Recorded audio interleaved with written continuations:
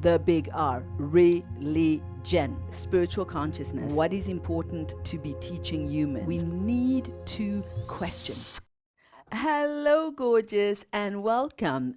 Today, I really want to deep dive a subject that is very difficult to talk about because it creates a lot of emotion in people.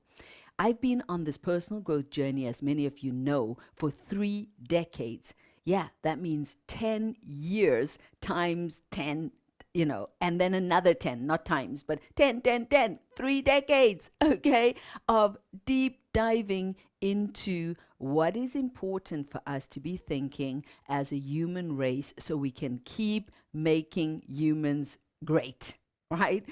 We've come so far in our evolution, but there is a certain topic that triggers so much negativity for people and outrage and a feeling of separation, and that is the big R. Yes, you heard correctly, the big R, religion. Right? And there's 2 camps. There's the people that think there's nothing wrong, it's all good, religion's fantastic. And there's people that are like, I don't believe it. I don't believe in God. I think this is all bullshit and this is wrong, right? And somewhere in the middle, if I can say, somewhere in the deeper truth, there's another thing to consider. Yes? So my story takes me back to a time where I was forced to go to church. I was forced to practice praying,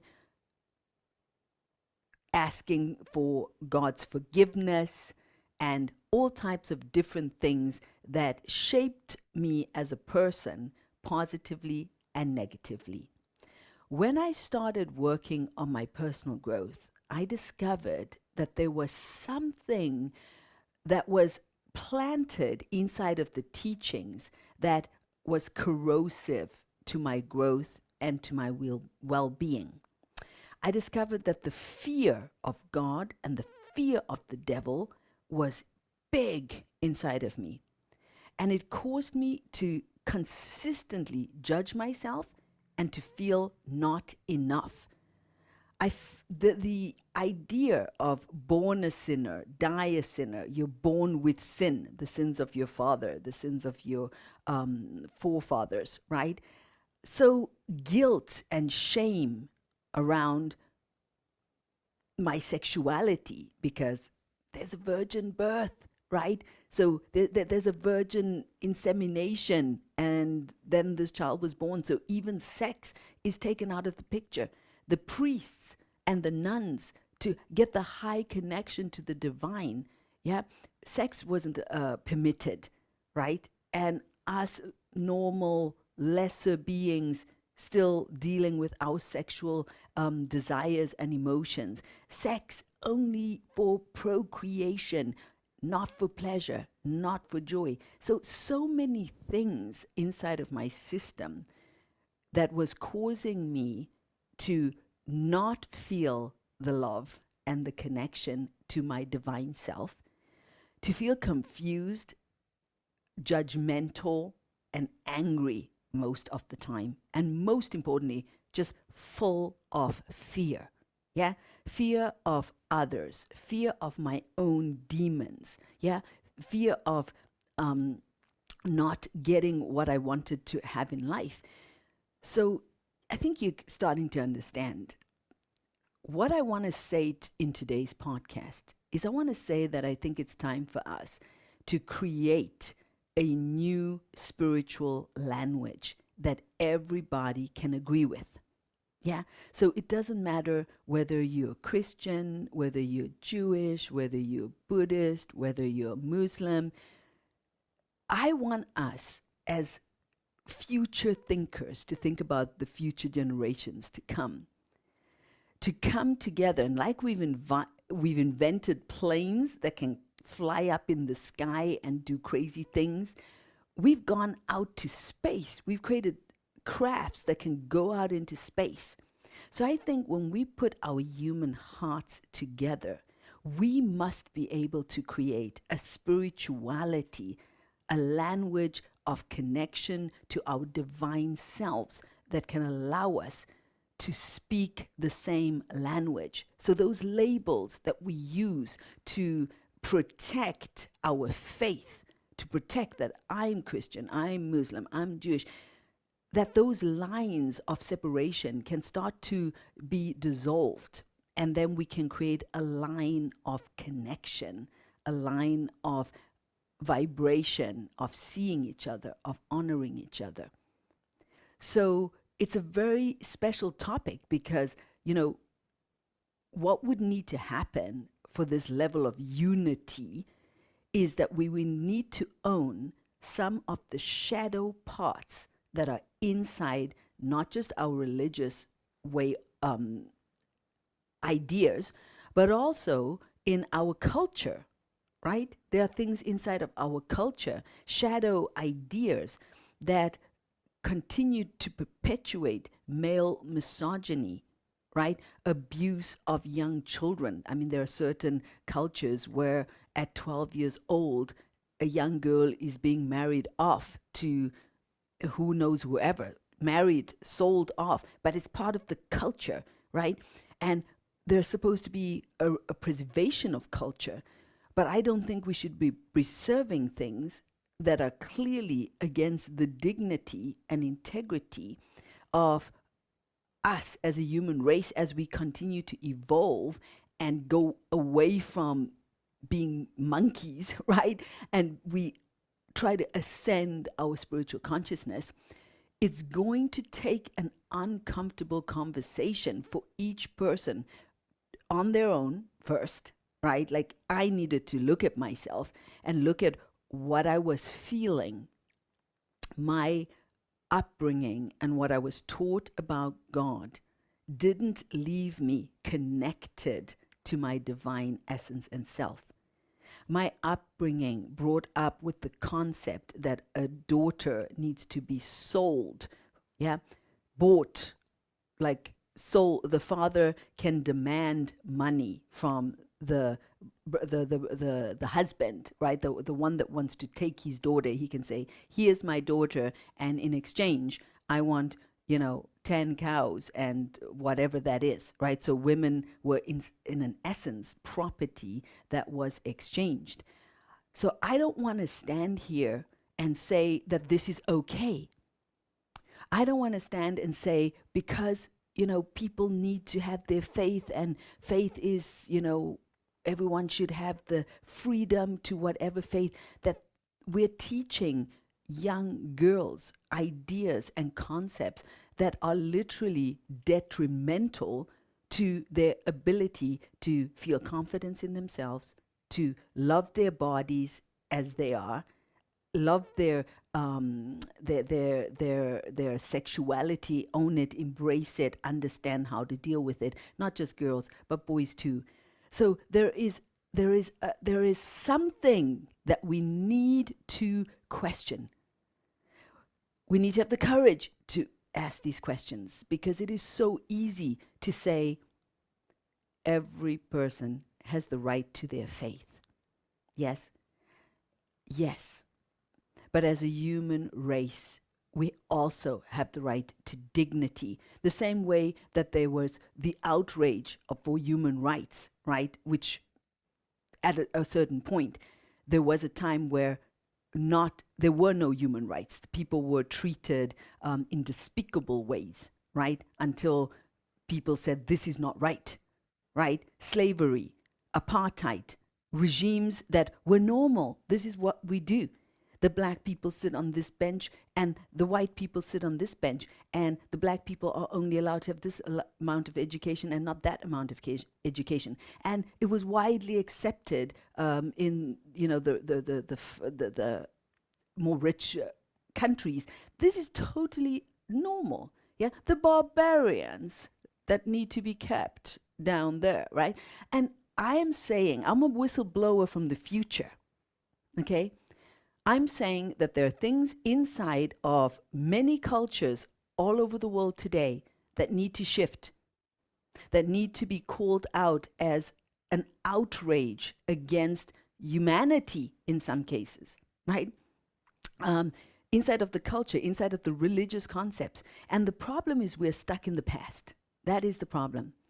So as we sit in the past, looking at these scriptures, which, by the way, don't get me started, but were written by men because women weren't allowed to contribute in some of these institutions. So we're following these old scriptures that have nothing to do with the modern man and where we are today and what we know. Can you imagine there was a time where the world was considered flat? The world was considered flat. And I feel like spiritually, we're still living in that age. Yeah. Shocker. Boom. Think about this, right? Spiritually, as spiritual beings, and what do I mean by that? There is a part of us that came into this world with nothing and that's going to leave this world with nothing. There is an essence that when you can allow yourself to experience, it's your most highest and profound self. You feel expansion, you feel love, you're able to access energy that allows you to co-create financially, co-create your healing process if you have illness in your body, co-create a life, a lifestyle that you want. You're able to think and create, right? And these concepts and ideas are still considered alternative ideas, right? Right? Even though there are millions of people who have benefited from the power of manifestation, it is clear, it is clearly a real thing. It is in alignment with some of the spiritual teachings, right? Ask and you will receive, yeah? And other, texts that would confirm that we're co-creating our reality. We're not just victims. There is a free will that allows you to think that will cause those thoughts to become things, right? But we're not teaching this. We're not teaching this in schools. We're not giving young people access to tools that allow them to understand themselves spiritually, bond and connect with other humans spiritually, right? And experience their divinity outside of the rule book, but inside of the play, the playfulness, yeah, the play of being together with each other and being able to, because what will this type of spiritual revolution do? Well, think about it. If a child is taught about their sexuality, really taught to understand the energy of and the frequency of what it means to be a sexual being, right? Without the guilt or the shame or the, you need to be a virgin for the, and have one husband for the rest of it. If they were really taught to understand energetically what is sexuality, how do you deal with it? How do you play with it? How do you breathe into it and allow it to be a powerful source of energy, inspiration, creativity? It's a root chakra. It's at the source, right? I believe that we would be able to start eliminating violence, sexual violence that comes from sex not being taught in an elevated spiritual way.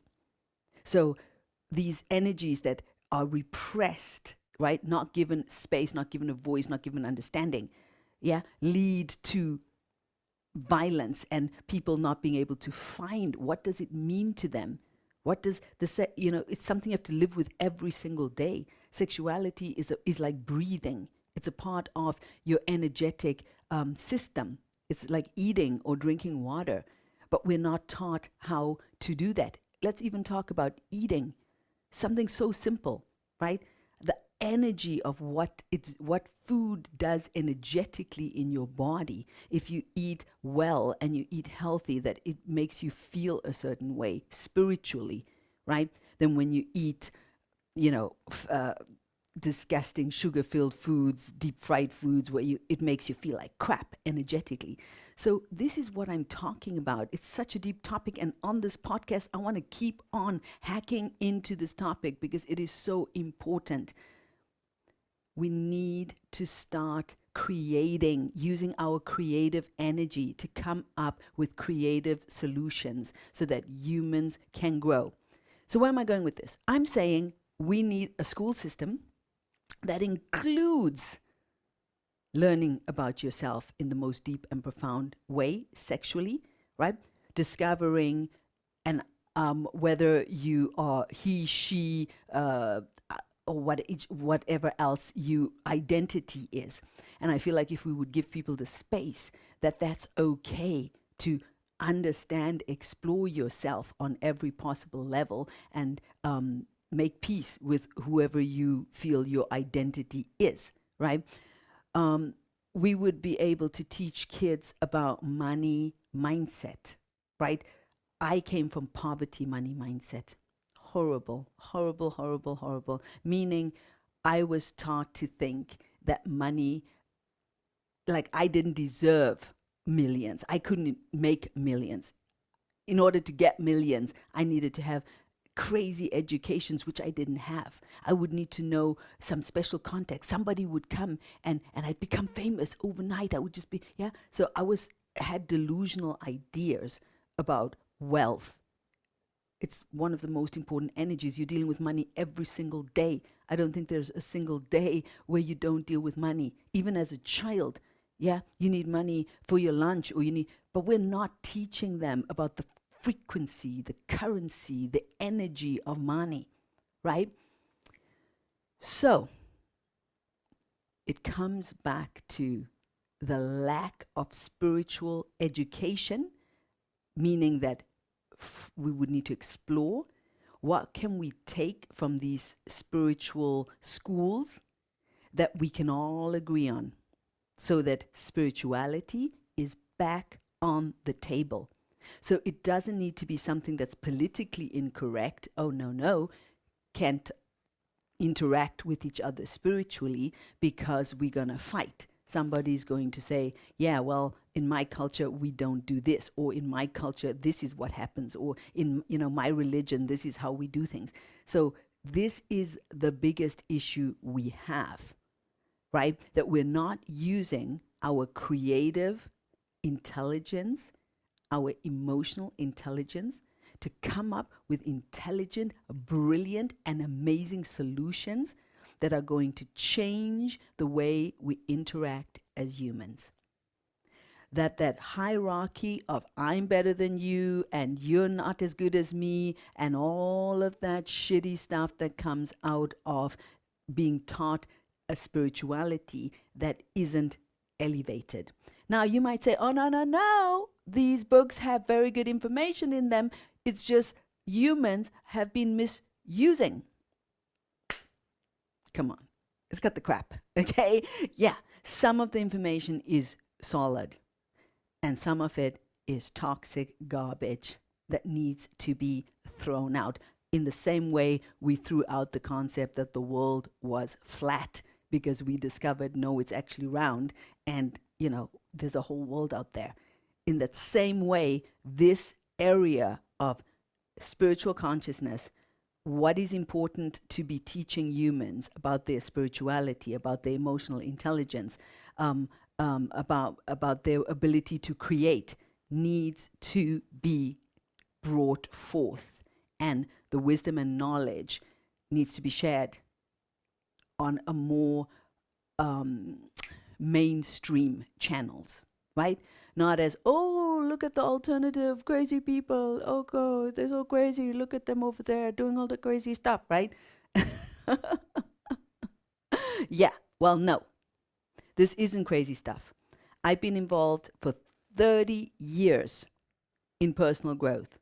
I have seen and supported thousands of people start to understand the true essence of connecting to their divine self, letting go of fears and judgments from other people in order to truly empower themselves and discover their magician consciousness, their ability to create their life as they want it, because they've understood that thoughts cause emotions, emotions cause action.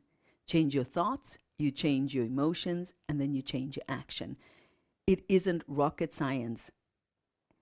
If you can teach a kid A, B, C, D, you can teach a kid how to breathe and stay centered, how to stay connected to their heart and speak from their heart, how to quiet their mind and still their emotions so that they stay centered and they know that center of self. Not only know it, love it, but share it with each other. That we teach them how to speak from a place of elevation, from their spiritual self, as opposed to speaking from their ego mind, right? How to teach them to be enough, to feel whole and complete. I could go on and on and on, because the benefits of beginning this conversation, spreading this message of alternative thinking around human consciousness development. Yes, we've developed our minds, and now we have very strong minds, and we know that we're capable of incredible things, right?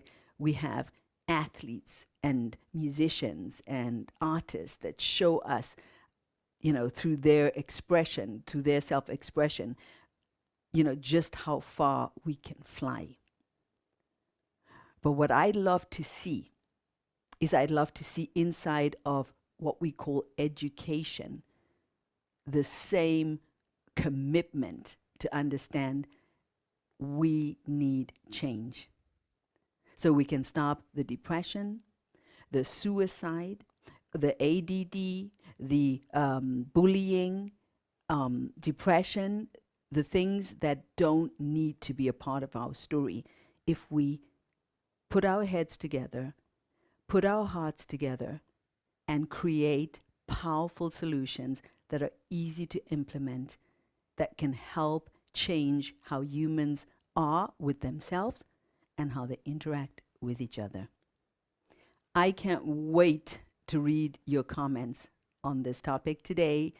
And we're just beginning the conversation. And I tried to fit a lot in here today, so maybe it felt like I'm putting the whole kitchen sink in from left, right, and center. But I've been sitting on this conversation for many, many years already. Yeah, a little bit afraid of the backlash of what people are going to say when I come out with this message. But honestly, the passion has made me feel like I'm more afraid for humans than afraid of speaking this message. Love, and leave your comments. I'm looking forward to read them. Thank you so much for spreading this message. Share this if you've learned anything, and if you think there's any value in this. Share, share, share, and let's change the world and make the world a better place together. So much love.